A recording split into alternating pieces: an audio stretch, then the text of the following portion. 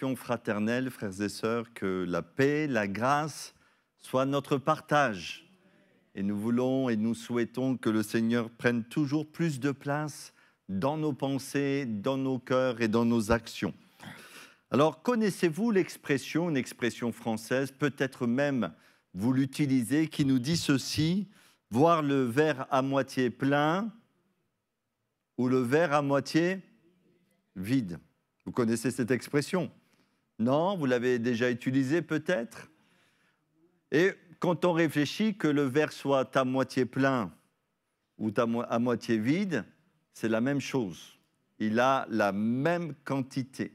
Alors on pourrait se poser la question, mais qu'est-ce que cela signifie? Eh bien, une des raisons qu'on utilise cette expression, c'est tout simplement de nous montrer que le regard que nous portons sur une chose, sur une circonstance, sur des événements, vont avoir des répercussions, des conséquences sur nos attitudes et nos comportements. Si je reprends l'expression « voir le verre à moitié plein ou à moitié vide », si vous voyez le verre à moitié vide, c'est-à-dire que vous voyez les inconvénients d'une chose, les mauvais côtés d'une chose. Et que si vous voyez le verre à moitié plein, eh bien vous voyez le bon côté des choses. C'est votre regard qui va vous amener à vous porter soit sur le bon, soit sur le mauvais. La Bible va plus loin que ça, puisque la Bible nous dit que toute chose concourt au bien de ceux qui aiment Dieu, même celles qui nous semblent non favorables pour nous. Si nous sommes dans la main de Dieu, dans son amour, Dieu va les faire concourir à notre bien. Mais je voudrais vous parler des attitudes de cœur que Dieu attend de nous afin de nous exaucer dans nos prières. Et ce soir, nous avons franchi la porte de la maison de Dieu et j'ai envie de dire Alléluia. Mais nous sommes venus ici, dans ce lieu, nous nous sommes rassemblés. Pourquoi, en fin de compte? Pour chercher la face du Seigneur. Les uns et les autres, peut-être vous êtes venus avec vos fardeaux, avec vos difficultés, avec vos problèmes, avec les défis auxquels vous êtes confrontés. Et nous croyons de tout notre cœur que Jésus est présent. Et nous voulons nous approcher de lui selon ses attitudes de cœur qui lui sont agréables, non pas selon nos propres conceptions, non pas selon nos propres schémas, non pas selon nos propres raisonnements, mais nous voulons nous approcher selon le cœur de Dieu. Moi, je suis persuadé, et j'espère que vous l'êtes aussi, que Dieu désire nous exaucer, que Dieu désire nous visiter. Et dans quelques instants, nous partagerons quelques sujets de prière. Et j'ai envie de dire, pendant la réunion même de prière, si vous avez besoin qu'on prie pour vous, si vous avez besoin qu'on vous impose les mains pour que vous soyez guéris selon les Écritures, puisque la Bible nous dit « ils imposeront les mains aux malades et les malades seront guéris ». Eh bien, venez, approchez-vous, nous prierons pour vous parce que nous voulons nous attendre à la puissance même de notre Seigneur.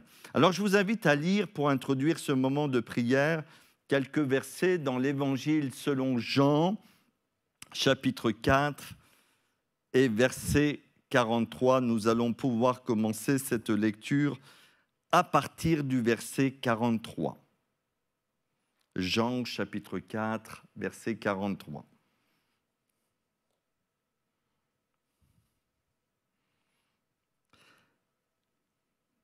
Voilà, je laisse un petit peu de temps si vous n'avez pas encore trouvé.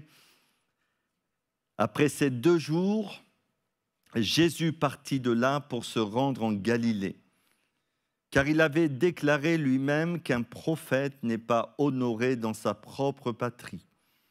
Lorsqu'il arriva en Galilée, il fut bien reçu des Galiléens, qui avaient vu tout ce qu'il avait fait à Jérusalem pendant la fête, car eux aussi étaient allés à la fête. Il retourna donc à Cana en Galilée, où il avait changé l'eau en vin.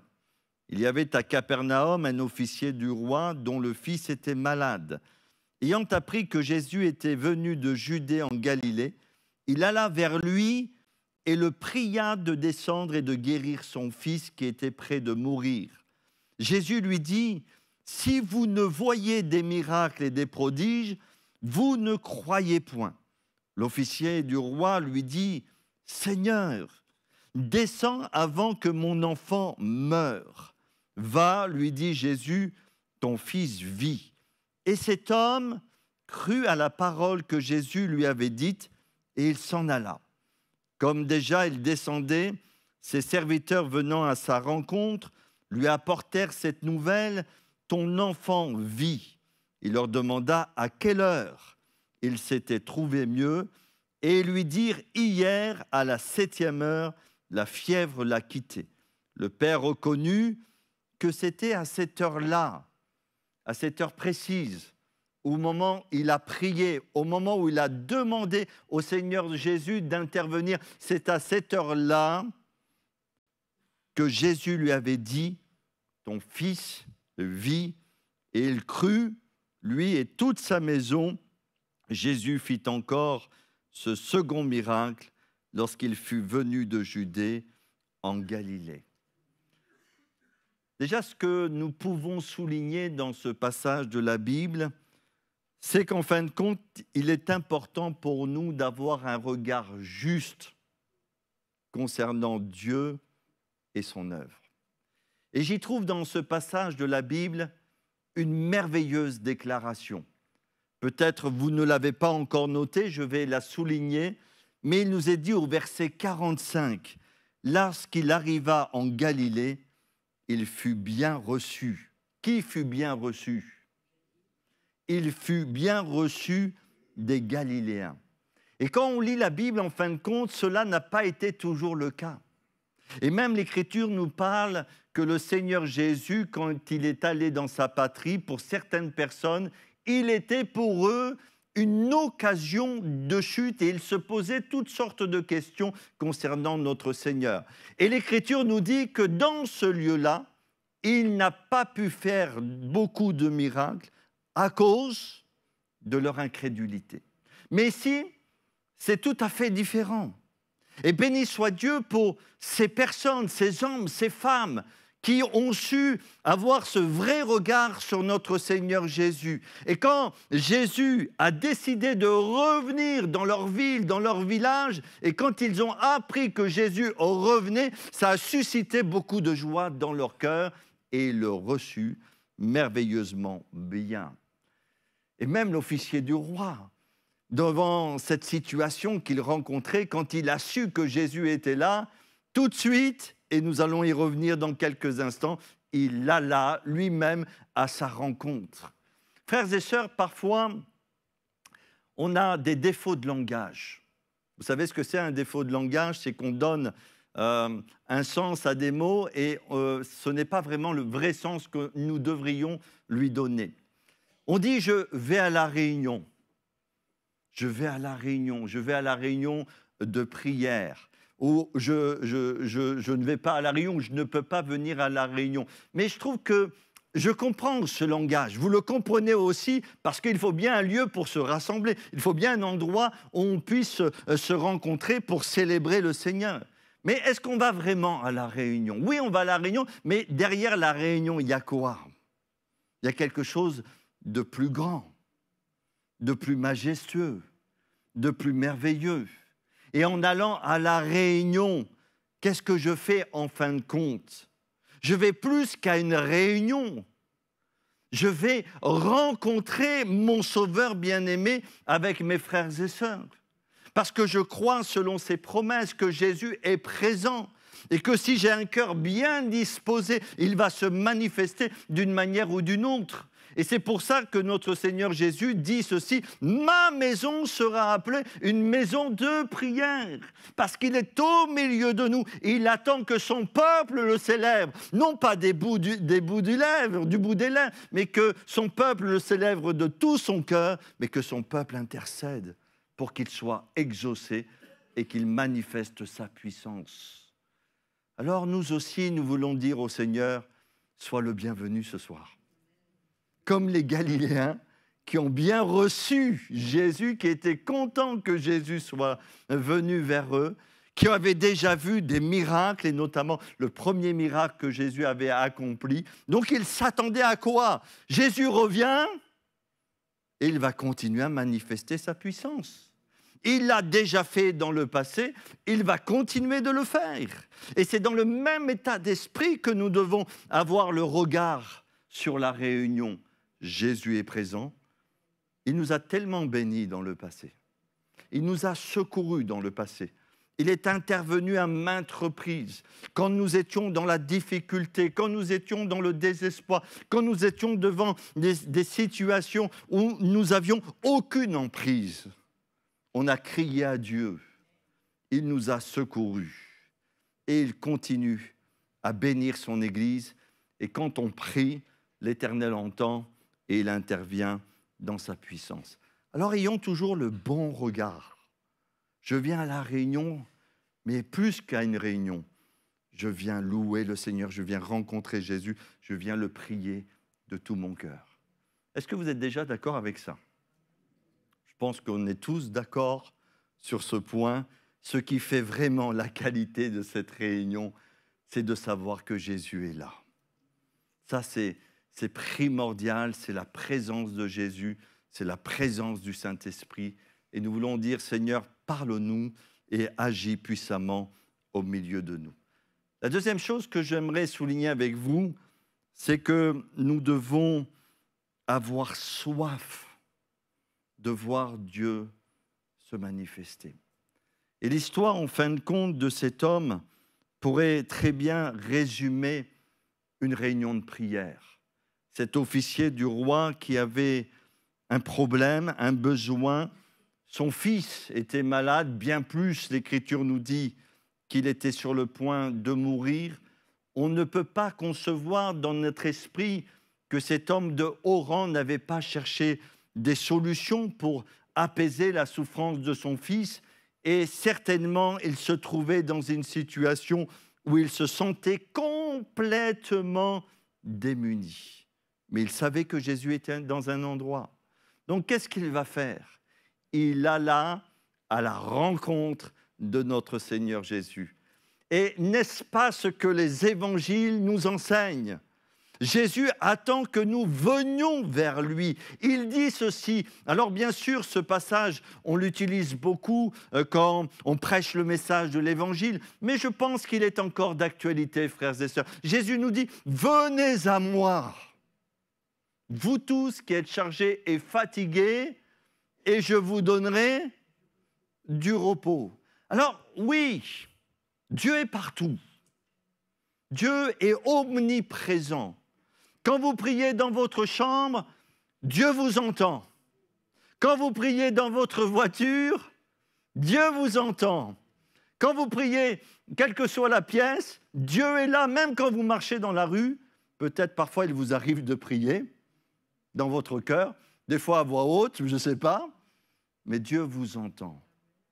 Mais il y a une bénédiction toute particulière quand on laisse, à mon sens, nos activités, les choses qui essayent de nous accaparer dans cette vie, les choses légitimes, nos responsabilités même, pour aller à la rencontre de notre Dieu. Nous voulons dire au Seigneur, bien sûr, tu es là tout le temps avec moi. Bien sûr, je peux compter à chaque moment sur ta grâce et sur ton amour. Mais là, Seigneur, je prends du temps parce que je veux mieux te connaître. Je veux mieux te découvrir. Je veux t'apporter mes besoins, mes difficultés, toutes les choses, Seigneur, que je peux vivre intérieurement. Je veux les déposer à tes pieds. Et cet officier du roi, dès qu'il va apprendre que Jésus a été dans tel endroit, il alla à sa rencontre. Et c'est ce que le Seigneur attend.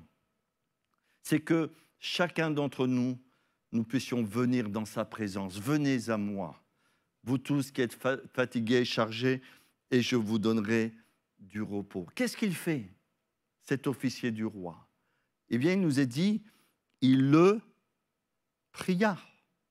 Alors, l'Écriture nous montre que la prière reste le chemin par excellence pour nous approcher de Dieu. Prier, c'est quoi? Je parlais avec quelqu'un dernièrement qui me disait, mais moi, je ne sais pas prier. Je ne sais pas prier, je ne sais pas comment prier. Et puis quand j'entends parfois la prière de certains frères et sœurs, oh, ils prient tellement bien que j'ai l'impression que ma prière va être ridicule. Mais c'est quoi prier? Souvent, je dis aux gens, est-ce que vous savez parler?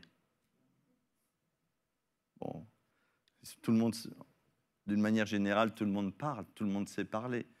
Eh bien, prier, c'est tout simplement parler avec Dieu. Et quand on lit ce passage, quand cet homme pria, quand cet homme fait monter sa requête, dépose sa requête au Seigneur, il n'utilise pas une prière liturgique, il n'utilise pas des formules, même religieuses, mais il ouvre son cœur au Seigneur, lui demandant d'intervenir pour lui. Et ce que Dieu veut avec nous, c'est un cœur à cœur, un face-à-face. Il veut que nous soyons dans sa présence, frères et sœurs. Et quand nous sommes dans la présence de Dieu, eh bien, nous ressentons tous ces bienfaits pour notre vie. Dieu est tout le temps présent. Je l'ai déjà dit, je le répète, mais il y a des moments plus propices dans notre vie où nous allons dire, Seigneur, je viens vraiment dans ta présence pour voir ta bénédiction se manifester dans ma vie. Et puis aussi, ce que je peux souligner dans cette soif de voir Dieu agir, eh bien, il a été précis dans sa requête. Et parfois, nous prions de manière générale. Bénis le monde.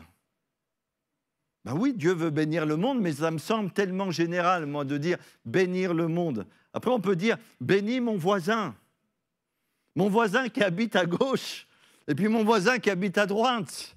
Donc, on va commencer à être plus spécifique. Bénis mon témoignage dans ma propre famille. Bénis mon témoignage peut-être au travail. Donne-moi l'occasion, Seigneur, eh bien, dans ce contexte particulier du monde du travail, de pouvoir parler de ton amour. Et ici, il dit guéris, il demande que Jésus vienne et qu'il guérisse son fils qui était prêt de mourir. Donc avoir soif de voir Jésus se manifester. Nous approcher aussi de notre Seigneur Jésus, une autre attitude de cœur, en comptant sur sa grâce et sur sa bonté. Et quand on lit un petit peu ces quelques versets, et quand on voit la réponse de notre Seigneur Jésus, j'ai l'impression qu'il y a comme si le Seigneur Jésus faisait un reproche à cet homme, en lui disant, mais si vous ne voyez pas de miracles, de prodiges, vous ne croirez pas. Et on a envie de dire, cet homme s'attend à un miracle, et le Seigneur lui dit, eh bien, si vous ne voyez pas ces choses, vous ne croirez pas. Et on pourrait avoir l'impression que le Seigneur rejette sa requête. Je dis qu'on pourrait avoir cette impression.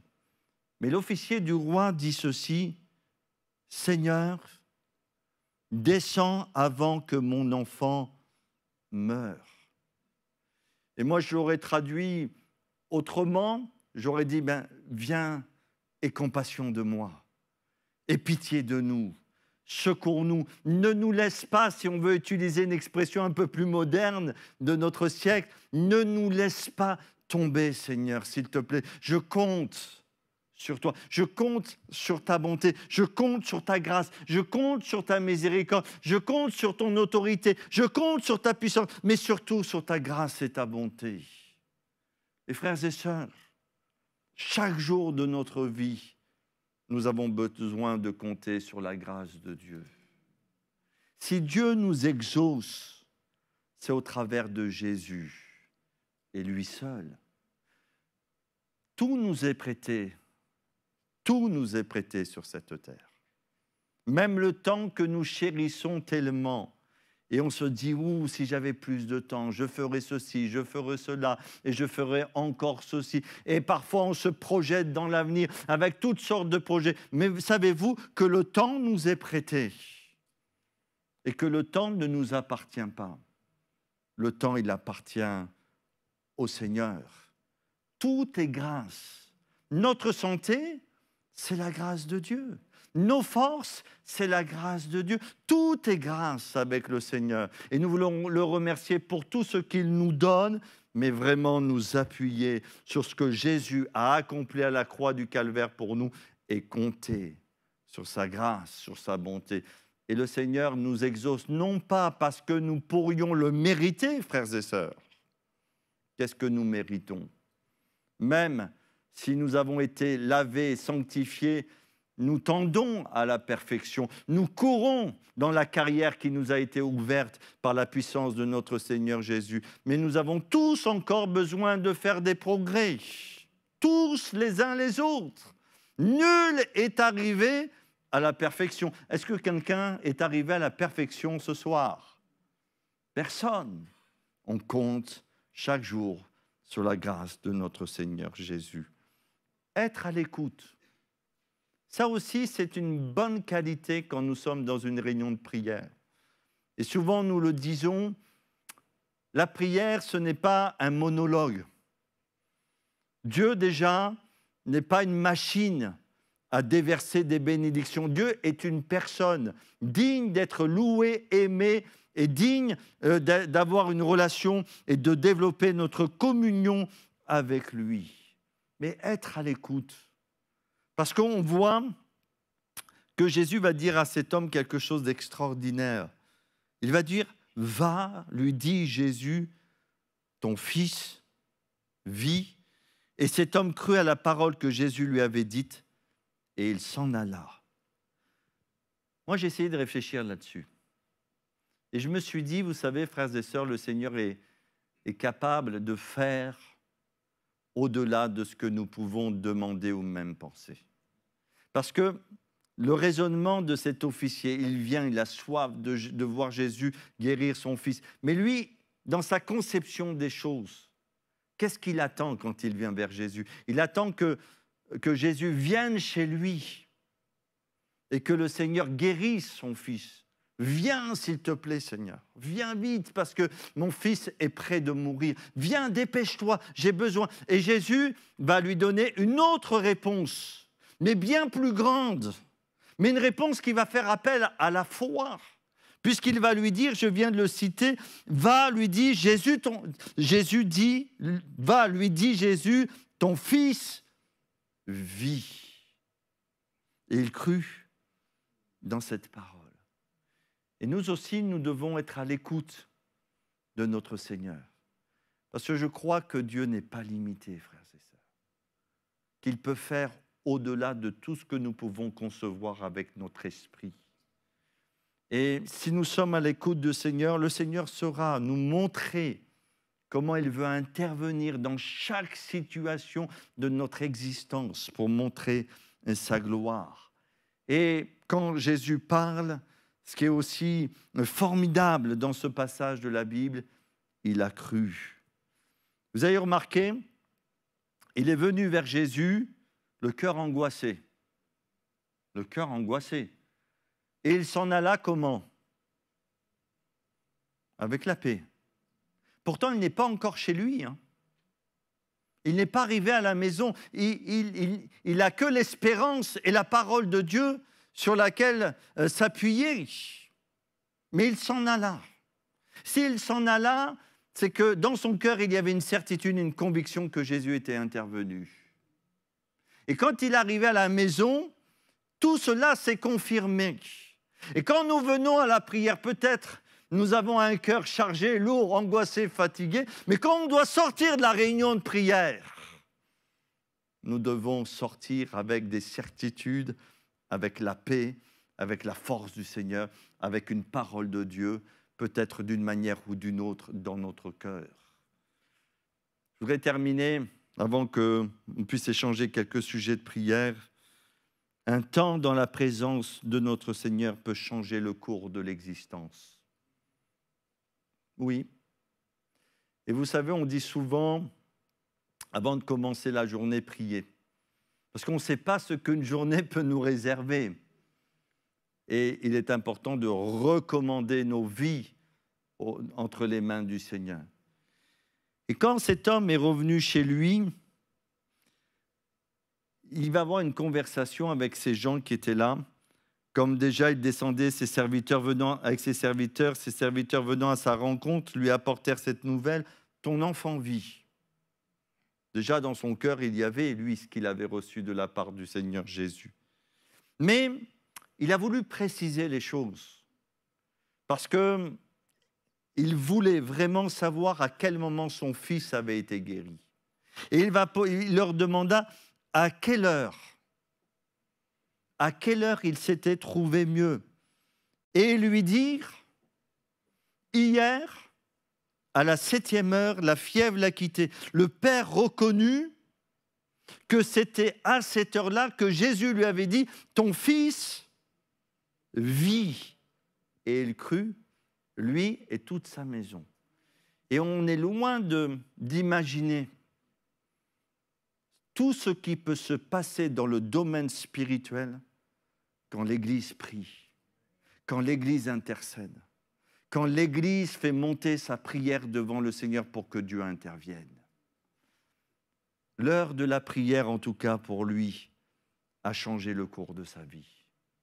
Il avait un enfant malade à la maison, près de mourir, et l'heure de la prière, lorsqu'il est venu à Jésus, a permis que son fils soit guéri. Et puis l'heure de la prière va aussi changer la destinée éternelle de cette famille. Parce qu'il a cru dans un premier temps pour la guérison, mais il a cru pourquoi aussi, lui et toute sa famille. Il a cru, bien sûr, et lui et toute sa maison, ils ont cru dans le Christ, dans ce Sauveur bien-aimé. Béni soit Dieu pour le temps de la prière. Alors oui, je reviens. Ayons un regard peut-être différent. Non, Seigneur, tu es là.